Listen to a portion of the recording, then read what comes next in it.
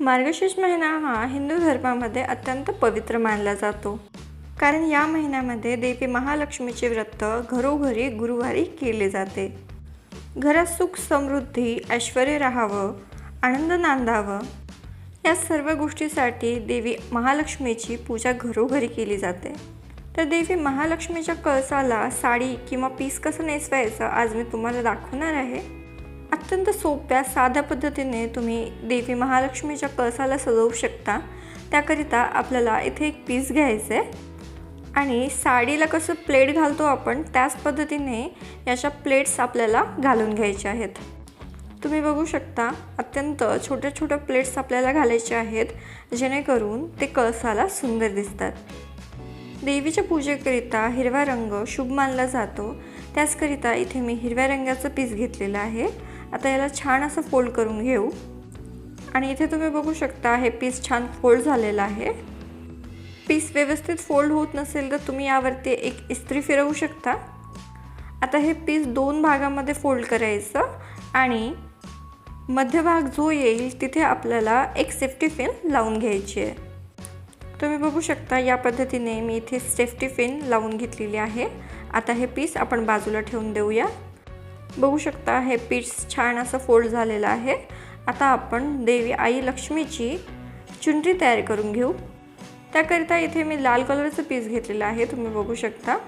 ह्या पीसाचे आपल्याला दोन भाग करून घ्यायचे आहेत, म्हणजे हे पीस थोडं मोठं आहे, याकरिता मी याला फोल्ड करून घेतलं आहे दोन भागामध्ये। तुम्ही बघू शकता पीसाची मी एक घडी घालून घेतलेली आहे आणि आता सेम आधीच्या पिसाप्रमाणेच आपल्याला याला फोल्ड करायचं आहे।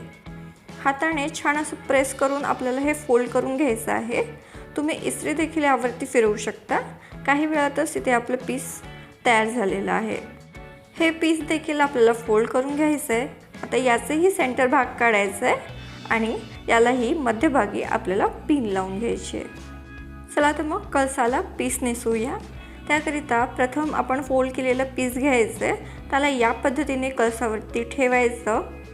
जेवढं कळसावरती बसेल त्या ठिकाणी आपल्याला परत एकदा एक पिन लावून घ्यायची आहे, या पद्धतीने तुम्ही बघू शकता, आणि कळसावरती हे पीस ठेवून घ्यायचं आहे।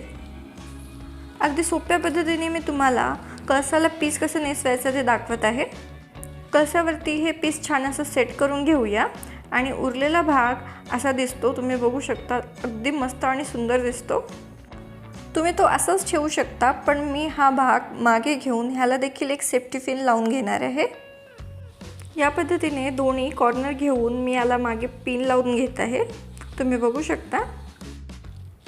आता आपल्याला देवी महालक्ष्मीचा मुखवटा कळसावरती रचून घ्यायचा आहे। ह्याला आपण छान असं फिक्स करून घेऊ आणि आपण जी चुनरी तयार केली होती ना ती अशी डोक्यावरती ठेवून घेऊ। तुम्ही बघू शकता चुनरी छान फोल्ड केल्याने किती छान दिसत आहे आणि अगदी सोप्या पद्धतीने ही पीस किंवा साडी आपल्या महालक्ष्मीला नेसून झालेली आहे। हार, फुलं, वस्त्र या सर्वांनी महालक्ष्मीचे शृंगार करून घ्यायचे आणि छान अशी पूजा मांडून घ्यायची। तुम्ही बघू शकता आपली ही मूर्ती दिसायला अगदी सुंदर दिसत आहे। तर या अगदी सोप्या पद्धतीने तुम्ही कळसाला पीस नेसवू शकता। अगदी सोपी पद्धत आहे, तो नक्की ट्राय करा। माझा हा व्हिडिओ आवडला असेल तर लाईक करा, शेअर करा, सबस्क्राईब करा, सोबतच बेल आयकॉनवरही क्लिक करा। लवकरच भेटूया अशाच एका नवीन रेसिपीसोबत आणि माझ्याकडून सर्वांना मार्गशीर्ष गुरुवार आणि मार्गशीर्ष महिन्याच्या हार्दिक शुभेच्छा।